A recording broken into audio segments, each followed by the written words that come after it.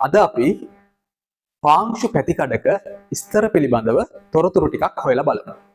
මෙම පාංශු ස්තරයෙහි ඔබට O, A, B, C, R ආදී වශයෙන් පාංශු මහල් කිහිපයක් දැක ගන්න පුළුවන්. අපි දැන් මෙම එක් මහලෙහි විශේෂ ලක්ෂණ හඳුනා ගන්න බලමු. O ස්තරය යනු තුනී පාංශු ස්තරයක් වන අතර මෙම ස්තරය තුල පස මතු පිටට වටින ජීර්ණය වූ හා ජීර්ණය වෙමින් පවතින කාබනික ද්‍රව්‍ය අඩංගු වෙලා තියෙනවා. O මහලට පහළින් පිහිටා ඇති ඒ මහල තුලද කාබනික ද්‍රව්‍ය වියෝජනයෙන් ඛනිජ ද්‍රව්‍ය පසට එකතු වෙනවා. එමෙන්ම පාංශු ජීවීන් බහුල මෙම කලාපය තුලට වර්ෂණය මගින් ලැබෙන ජලය නිසා ඛනිජ පසෙන් පහළට ක්ෂරණය වීමත් සිදු වෙනවා. එම නිසා මෙම කලාපය ක්ෂරණය වූ කලාපයක් ලෙසත් හඳුන්වනු ලබනවා.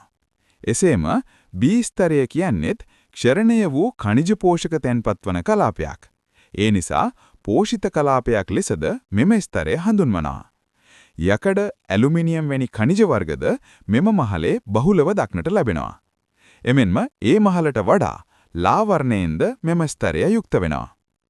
එසේම C ලෙස හඳුන්වන පාංශු කලාපය තුල පාෂාණ ජීර්ණයෙන් ලැබුණු මව් පාෂාණීය ද්‍රව්‍ය අඩංගු වෙලා තියෙනෝ දැක ගන්න පුළුවන්.